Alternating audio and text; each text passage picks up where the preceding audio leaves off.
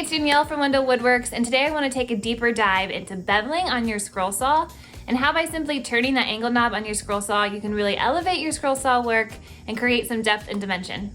So what is a bevel cut and what do I mean by that? Most saws have the ability to cut at an angle by moving either the tabletop to an angle, or on my Pegasus, the whole arm can move, using the wheel down here to the right or to the left. Cutting at an angle will give you a sloping edge, where one side will be smaller than the other, allowing a piece to push through and to catch. So bevel cutting allows you to transform flat pieces of wood into three-dimensional pieces with layer, shadow, or just visual intrigue. Some scrollers like to use bevel cuts to self-frame or to make decorative edges on their pieces or their plaques. You can also bevel cut pieces that you want to stand out or to look more lifelike. I use a Dremel tool a lot for shaping pieces, but sometimes you can use the bevel cut to help shape a piece or just to give you a great head start on it. It's also great for layering effects, which is what I'm going to do today. Today, I'm scrolling out my simple segmented nativity scene. I have this pattern available for download on my Etsy, which I'll put in the link below if you're interested. So let's take this over to the saw.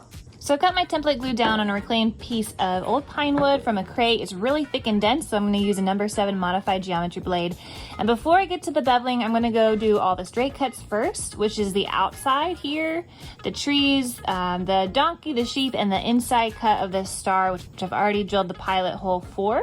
And then we'll get to the bevel cuts on the layered inside pieces. So I've just completed all of my straight cuts, so all the outsides, that inner star, the bottom of the manger, and now it's time to bevel. So let me come down here on my Pegasus. I changed the angle down here by loosening this knob, and I'm going to turn it to the right to 3 degrees. 1, 2, 3, and lock that in place. And it actually moves my whole arm, and you can see up here it's no longer straight up and down. It's got that slight angle to it. So I like the depth and fit that 3 degrees will give me, but if you want a more dramatic show of depth, you can actually decrease that angle to 2 or even 1 degrees. And then if you want some more subtle dimension, you can increase that angle larger. But I've got 3 degrees and my angle is turned to the right. And so when I'm cutting my pieces, I'm gonna start at the left and cut right. And I'm going to turn my piece in a counterclockwise motion. This is gonna make the back side of the pieces bigger than the front side of the pieces, so it'll catch when it pushes forward. It's just really important to keep the direction all the same. So if it's helpful, you can draw an arrow pointed to the right so you remember, start on the left, cut right. So I find it's easiest just to start at the manger and work myself out, and I'll show you what that does.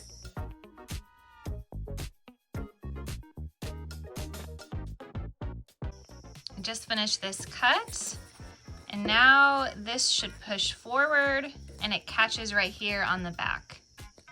As you can see, because the back is bigger than the front, it'll stick through here. And again, you can make that come out further by using a smaller degree, or if you use a higher degree, it'll sit a little bit further back.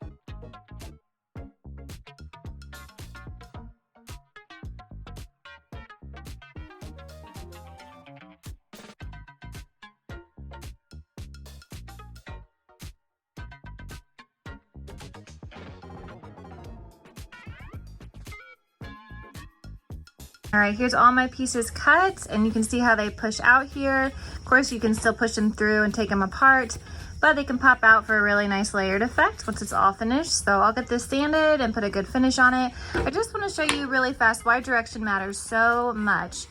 If it's angled to the left, then you're gonna wanna start on the left. If I had started cutting on the right side of these pieces and had cut from right to left, it would have made the bottom of my pieces smaller and the top of my pieces bigger, which meant they would have pushed through the opposite way, which probably could have worked. It just would have been in reverse. Just make sure you keep the same direction for all your pieces. Otherwise, you would have some going backwards and some going forwards.